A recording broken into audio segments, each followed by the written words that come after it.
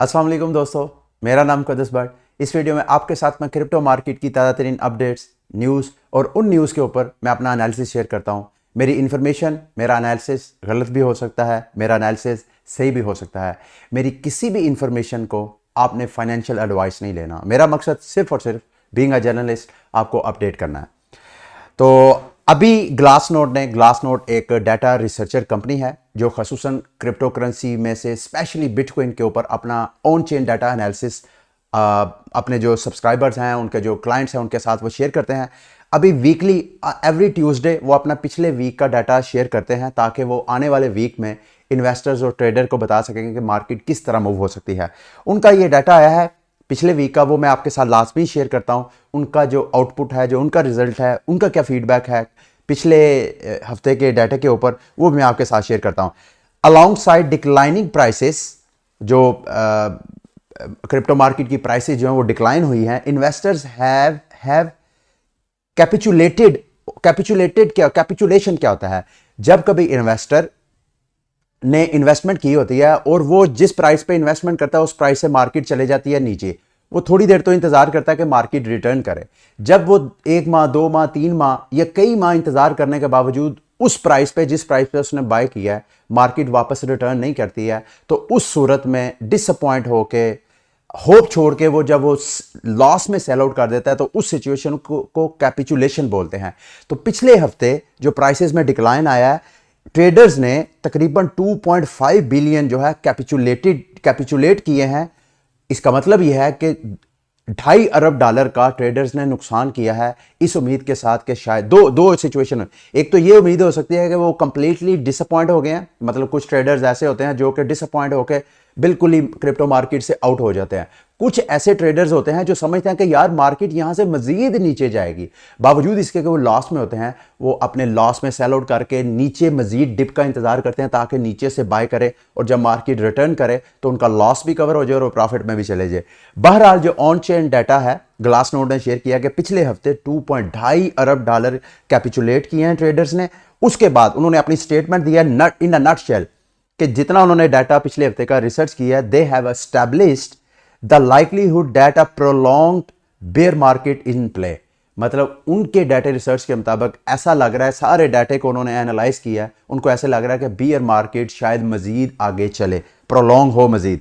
अच्छा, उसमें उन्होंने दिखाया ये वीकली जो है, इन्होंने पिछले हफ्ते जो टोटल मार्केट अपने लास्ट ऑल टाइम हाई से जो ड्रॉप हुई है, इन्होंने तो खैर 49.9% का है ना, मेरा ख्याल है मार्केट इससे भी नीचे गई है क्योंकि मार्केट की जो प्राइस है $32,000 तक गई है। तो इसका मतलब ये है कि मोर देन 50% जो है ऑलरेडी मार्केट अपने पिछले ऑल टाइम हाई से नीचे डाउन जा चुकी है।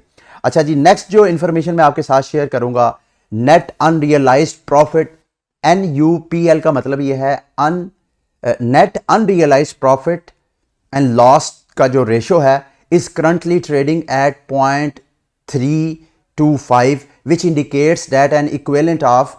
इसका मतलब यह है कि क्रिप्टो मार्केट में इस वक्त जितना भी सरमाया है वो उनमें से 32.5% जो है वो अनरियलाइज प्रॉफिट में है। यानी यूं समझ लें कि अगर 100 ट्रेडर हैं उसमें से 32 ट्रेडर ऐसे हैं जो कि इस वक्त प्रॉफिट में हैं, बाकी जो हैं सारे के सारे लॉस में जा रहे हैं।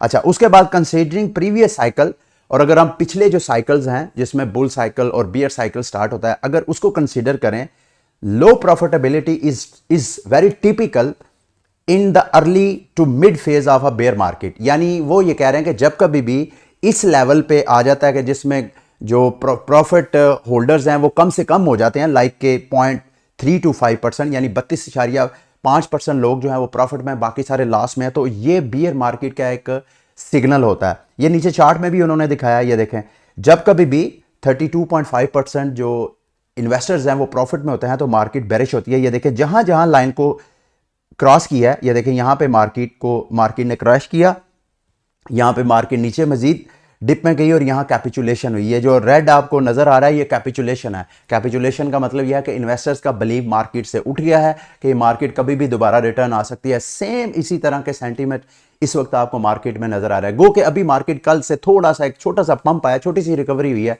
लेकिन अभी भी ऑन चेन डाटा तो ये कह रहा है कि मार्केट मजीद प्रोलॉन्ग बेरिश हो सकती है। तो अगर आपने इन्वेस्टमेंट करनी है, फोमो में नहीं आना। ये अभी जो छोटा सा आपको रिकवरी नज़र आ रही है, ये मुमकिन है आर्जी हो। आप इंतज़ार करें कि कब मार्केट दोबारा जो है 37,000 की रेजिस्टेंस को ब्रेक करती है, फिर 40,000 की रेजिस्टेंस को ब्रेक करती है। इसका वेट करके तो फिर मार्केट में एंट्री डालनी चाहिए आपको। अच्छा, उसके बाद जी जो करंट एमवी मैंने कल की वीडियो में भी आपके साथ डिस्कस किया था कि market value to realised value का जो डाटा इन्होंने कलेक्ट किया है उसकी रीडिंग ये बता रही है 0.85।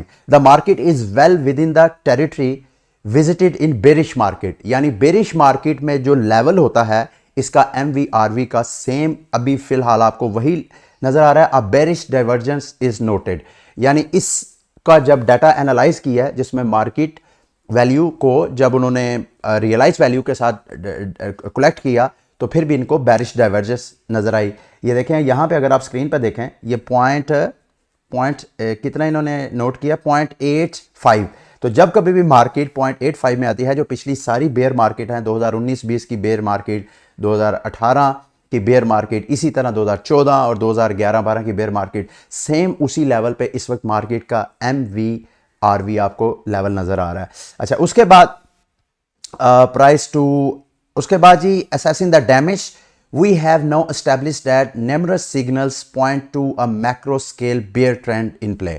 देखें, ये बार बार वो रेपिटेशन हो रही है, मुख्तलिफ किस्म का जो डाटा कलेक्ट कर रहे हैं वो यही सजेस्ट कर रहा है। As the market traded down to the weekly lows on Saturday over 2 point, ये मैंने ऑलरेडी आपके साथ डिस्कस कर दिया कि इन्वेस्टर जो है net realised profit and loss जो है, net realised profit and loss का रेशो देखें तो इस बार यानी इस साल के पहले महीने में जो टोटल लॉस हुआ है वो 2.5 बिलियन है। हालांकि पिछले साल जो मिड मई में पिछले साल का सबसे बड़ा क्रैश था क्रिप्टो मार्केट का, उसमें जो टोटल लॉस हुआ था वो 2.18 बिलियन था। तो अभी का 2.50, ये अभी डाटा लेटेस्ट नहीं है, ये मतलब चंद दिन 2-3 दिन का डाटा इसमें मिसिंग है। अगर वो भी डाल लिया जाए तो कुछ नहीं, तो ये करीब करीब 2.8 बिलियन का लॉस जो है, नेट लॉस जो है वो इन्वेस्टर्स को हुआ है। तो ये मतलब ओवरऑल ये सारा, ये दूसरा 7 डे टोटल रियलाइज। उसके बाद शॉर्ट टर्म पेंट, और ये जो लॉस हुआ है, ये जो कैपिचुलेशन है, ज़्यादातर शॉर्ट टर्म होल्डर्स की तरफ से नोट की गई है, क्योंकि शॉर्ट टर्म होल्डर्स यही फोमो में आके ख़रीदारी कर लेते हैं और मार्केट जैसे ही उससे थोड़ी बहुत करेक्शन करती है तो वो फोमो में आके फिर मार्केट से आउट होने की कोशिश करते हैं। जैसे उन्होंने फोमो में आके वो जल्दी में बाय कर लेते हैं और फंस जाते हैं, इसी तरह वो जैसे ही मार्केट करेक्शन करती है वो पैनिक में आके सेल आउट कर देते हैं। तो इस सारी गेम में जो कम से कम नुकसान या कम से कम डैमेज लेने वाला होता है वो लॉन्ग टर्म होल्डर्स होता है, और यही डाटा भी सजेस्ट कर रहा है। ये देखें, spike in short term holder losses realise this week, इस हफ्ते जो सबसे ज्यादा लॉस हुआ है, ये देखें सारे शॉर्ट टर्म होल्डर्स का डाटा है। तो इसी तरह पिछली जो कैपिचुलेशंस हैं मई जून जुलाई पिछले साल भी, उसमें भी आप देखें जो शॉर्ट टर्म होल्डर्स थे वो लॉस में थे। तो सेम अगर डाटे को देखा जाए तो शॉर्ट टर्म होल्डर ज्यादा लॉस में रहते हैं।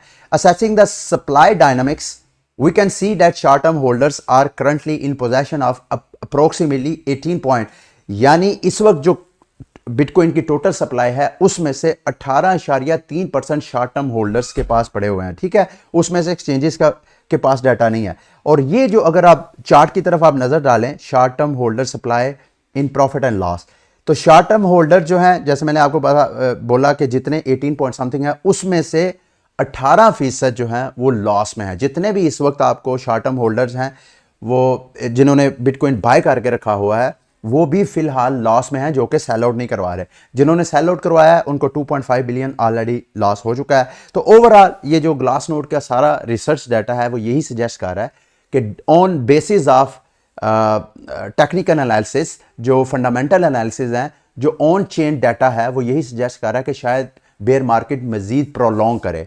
और इस बात को आपने डेफिनेट नहीं लेना, जरूरी नहीं मार्केट इसी तरह मूव करे। मार्केट हमेशा जो है एक फैक्टर की वजह से मूव नहीं होती है, देयर आर मल्टीपल फैक्टर्स। ये ऑन चेन एक्टिविटीज, ये टेक्निकल एनालिसिस जिसमें सपोर्ट, रेजिस्टेंस, ट्रेंड लाइन, फिर उसके बाद न्यूज़ का बड़ा इम्पैक्ट होता है, ये सारे, फिर सेंटिमेंट्स का बहुत ज़्यादा इम्पैक्ट होता है। इस वक्त जो फियर एंड ग्रीड इंडेक्स है लेस देन 15 वैल्यू पे है, यानी जो बड़ा भी फियर और पैनिक भी हो तो मार्केट जो है 20 से 15% जाती है। और जब मैं वीडियो बना रहा हूँ मेरा ख्याल है करीब करीब 12, 13, 14% पे मार्केट जो है फियर एंड ग्रीड इंडेक्स है। तो ये लोएस्ट सेंटीमेंट्स है मार्केट के। तो ये सेंटीमेंट कब चेंज होते हैं नोबडी नोज। जैसे ही चेंज होंगे तो सेंटीमेंट्स का इफेक्ट भी होगा। अभी अगर कोई पॉजिटिव न्यूज़ आ जाती है तो मार्केट थोड़ी रिकवरी करना शुरू हो जाएगी। गो के कल का दिन, मैं आगे बढ़ने से पहले आपको बता दूं, कल वेडनेसडे है। कल अमेरिका में उनके जो जैसे हमारे यहाँ वजारत ख़जाना है, स्टेट बैंक ऑफ पाकिस्तान है, वो एक मॉनिटरी पॉलिसी अनाउंसमेंट करता है। इसी तरह अमेरिका में जेरेमी पॉल जो हैं उनके चेयरमैन ट्रेजरी के शायद, वो उन्होंने कल एक प्रेस कॉन्फ्रेंस करनी है। उस प्रेस कॉन्फ्रेंस का क्रिप्टो मार्केट के ऊपर बहुत स्ट्रॉन्ग इंपैक्ट होगा। कल का दिन आपने याद से रखना है, हाईली वोलाटाइल हो सकता है।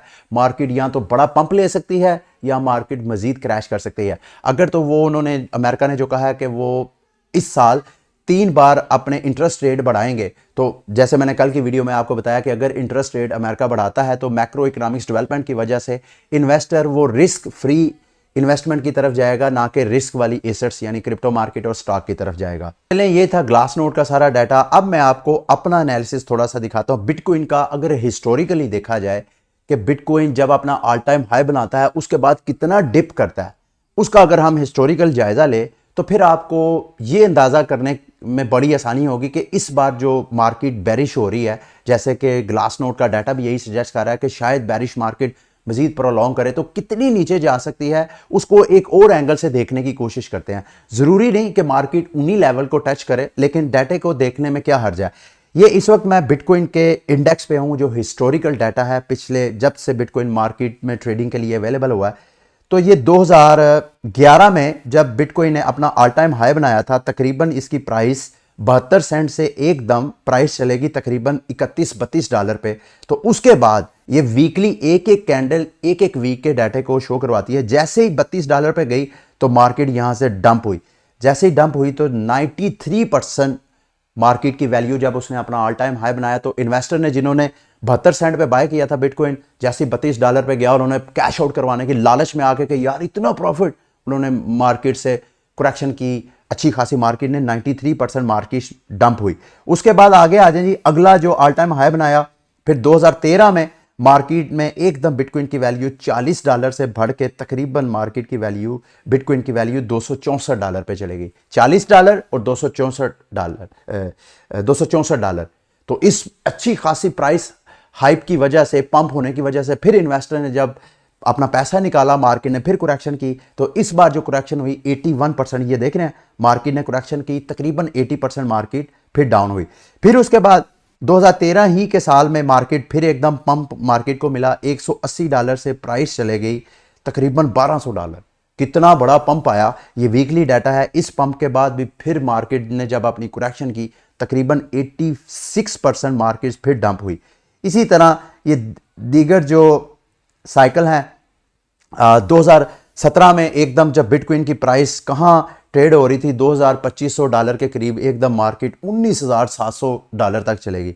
उसके बाद 2017 में, इस वक्त मैंने भी इन्वेस्टमेंट की थी, मार्केट जब 19,700 से नीचे आई 14,000 डॉलर के करीब, तो यहाँ मैंने भी अच्छी खासी बिटकॉइन के ऊपर इन्वेस्टमेंट की। लेकिन उसके बाद मार्केट नीचे डंप हुई और फिर दोबारा ये वाला डंप जो है 84% नीचे मार्केट क्रैश की। उसके बाद आगे आ जाए जी, जब जैसे ही कोविड आया 2020 में भी मार्केट थोड़ा सा ऊपर गई, लेकिन उसके बाद फिर मार्केट ने करेक्शन की। उस बार जो करेक्शन थी 72% थी। फिर आ जाए 2021 में बिटकॉइन की प्राइस एकदम फिर 19,000 डॉलर से आहिस्ता आहिस्ता बढ़ते बढ़ते चलेगी तकरीबन 65,000 डॉलर। पिछले साल मैं अप्रैल की बात कर रहा हूँ, 65,000 डॉलर से जब मार्केट ने डंप लिया तो 55%। और इस वक्त जब मैं वीडियो बना रहा हूँ मेरे दोस्तों भाइयों, नवंबर में, पिछले साल नवंबर में बिटकॉइन ने अपनी प्राइस, अपना ऑल टाइम हाई बनाया था तकरीबन 70,000। उस वक्त से मार्केट अब नीचे आ रही है और अब जो मार्केट ने, अब मैं जब वीडियो बना रहा हूँ तकरीबन 51% जो है करेक्शन कर लिया। अगर हिस्टोरिकल सारा डाटा देखा जाए तो नॉर्मली जब कभी भी मार्केट बैरिश होती है, प्रोलॉन्ग बैरिश होती है, ज्यादातर बैरिश रहती है, तो वो तकरीबन 80% डंप लाजमी लेती है। अब लेगी या नहीं इसका मुझे नहीं पता, लेकिन अगर लेती है 80%, 85%, तो बिटकॉइन की जो प्राइस है तकरीबन 10,000 डॉलर के करीब जाती हुई नजर आती है।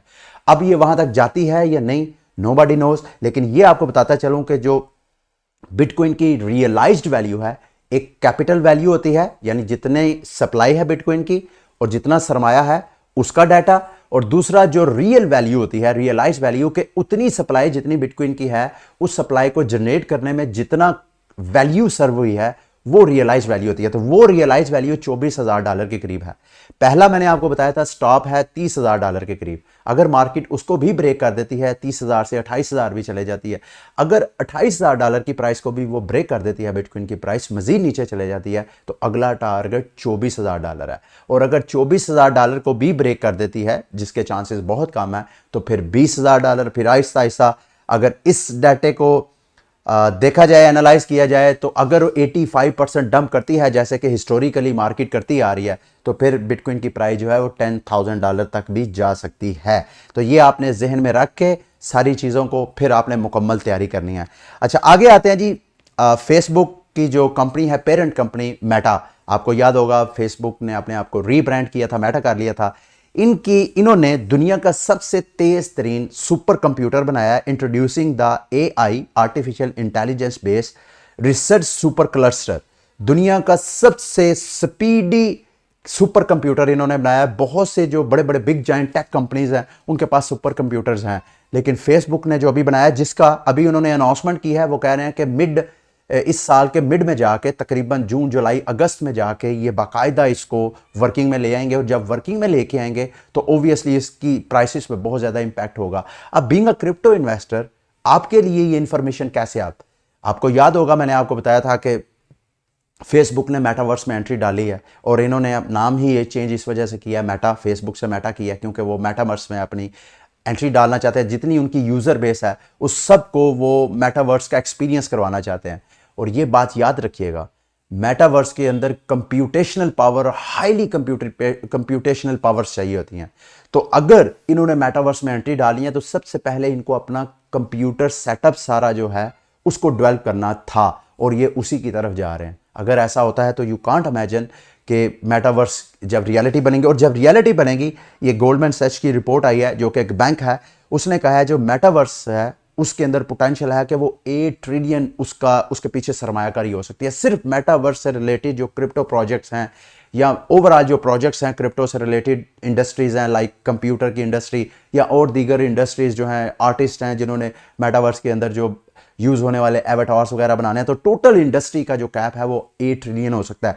इस वक्त जब मैं वीडियो बना रहा हूँ, जब बिटकॉइन की प्राइस आपको $35,000 $36,000 पे ट्रेड होती नजर आ रही है, इथीरियम की प्राइस तकरीबन 2,000 के पास है, या दीगर मार्केट की तकरीबन 5-6 हज़ार क्रिप्टो करेंसीज की जो प्राइसेस के पीछे आपको सारा सरमाया नजर आ रहा है, टोटल सरमाया है 1.65 ट्रिलियन। और ये गोल्डमैन सैच जो है, जिनके रिसर्चर जो हैं, बैंक्स के रिसर्चर कह रहे हैं कि सिर्फ मेटावर्स की इंडस्ट्री जो वो 8 ट्रिलियन तक जाएगी। तो यू इमेजिन कि अगर फेसबुक भी एंट्री करता है और दीगर जो बड़ी बड़ी बिग टेक कंपनीज हैं वो भी मेटावर्स में एंट्रीज करते हैं, तो आप लोग, जिन लोगों ने मेटावर्स प्रोजेक्ट्स के अंदर इन्वेस्टमेंट की होगी अर्ली टाइमिंग के अंदर, और अब जब सारी बेर मार्केट है, इस मार्केट के सिनेरियो के अंदर या मजीद नीचे ड्रॉप होती है, तो आप वहाँ पे अगर मेटावर्स प्रोजेक्ट बाय करके 5 साल 10 साल के लिए रख लें, तो आप इमेजिन करें कि कितना गुना आपको बेनिफिट हो सकता है। चलें आगे, ये मैं मेरा ख्याल है लास्ट आपके साथ न्यूज़ शेयर करके बुलेटिन को एंड करूंगा। ये साउथ कोरिया में प्रेसिडेंशियल कैंडिडेट्स ने अपने मैनिफेस्टो को NFTs बना के इशू किया है। मार्च में साउथ कोरिया में प्रेसिडेंशियल इलेक्शन होने हैं, और मैंने आपको पिछले कई दिनों से जो बुलेटिन हैं उनमें अपडेट करता आ रहा हूं कि एक वक्त आएगा पाकिस्तान में भी आपके जो इलेक्शन कैंपेन में फंड रेजिंग हो रही होगी, ये हमारी जो पॉलिटिकल पार्टीज हैं ये आपको इलेक्शन कैंपेन में फंड रेजिंग NFTs के जरिए क्रिप्टो मार्केट से करती हुई नजर आएंगी। तो ये बिल्कुल, ये मैंने ओपन सी पे ये जो सारे प्रेसिडेंशियल कैंडिडेट्स हैं, 4 प्रेसिडेंशियल कैंडिडेट्स हैं, उन्होंने अपनी NFTs बना के यहाँ पे ओपन सी पे छोड़ दिया। अब जो इनके फॉलोअर्स हैं, जो इनके फंडर्स हैं, जो इनके स्पॉन्सर्स हैं, वो इनके NFTs को बाय करेंगे। और एक NFT की प्राइस 1 इथेरियम यानी $2,000 का एक NFT है। जिसने भी बाय करना है, अपने पॉलिटिकल लीडर, जिस बंदे का, जो इमरान खान का फ़ैन है, जब वो इमरान खान की मुख्तलिफ़ किस्म की NFTs को बाय करेगा तो ज़ाहिर बात है वो उनकी पॉलिटिकल पार्टी में फ़ंड रेजिंग करेगा। इसी तरह नून लीग के जो सपोर्टर हैं, उन्होंने अगर अपनी पॉलिटिकल पार्टी को फंडिंग करनी है तो वो NFTs के ज़रिए करेंगे। इसी तरह पीपल्स पार्टी या दीगर जो पार्टीज़ हैं वो इस तरह फंड रेजिंग करेंगी। तो ये एक तरह का मैसेज था कि दुनिया देर सवेर ब्लॉकचेन की तरफ लाजमी कन्वर्ट होगी, और जब कन्वर्ट होगी, ये इस वक्त जो आपको पाकिस्तान में फियर नज़र आ रहा है, वो फियर आहिस्ता आहिस्ता उसकी धुंध जो है वो कम होती नज़र आएगी। और ये धुंध इस वजह से है क्योंकि इस क्रिप्टो मार्केट को फ़िलहाल जो बैड माइंड रखने वाले लोग हैं वो एक्सप्लॉइट करने की कोशिश करते हैं। और जब ये सारा प्रेशर हमारे इदारों की तरफ जाता है तो इदारे जो है बजाय इसके कि वो इस सारी इंडस्ट्री को अच्छी तरह समझ के एक रास्त कदम उठाएं, वो एकदम झुंझलाहट में आके ऐसे इकदाम उठाते हैं जो कि उनके लिए काबिल तनकीद होते हैं, खसूसन उनकी नज़र में जो इस मार्केट को समझते हैं। जो इस मार्केट को समझते नहीं है बेचारे, जो विक्टिम होते हैं, उनको तो कुछ नहीं, जो जिनका पैसा लॉस हो चुका होता है उनको तो इन चीज़ों से कोई एक्शन नहीं है, क्योंकि वो या तो वो पैसा अपना रिकवरी चाहते हैं या वो चाहते हैं कि ये सिलसिला ही बंद हो जाना चाहिए। तो ये था आज का बुलेटिन। उम्मीद करता हूँ कि आज का बुलेटिन भी आपके लिए इंफॉर्मेटिव रहा होगा। अगली वीडियो तक के लिए मुझे इजाज़त दें। अल्लाह हाफिज़।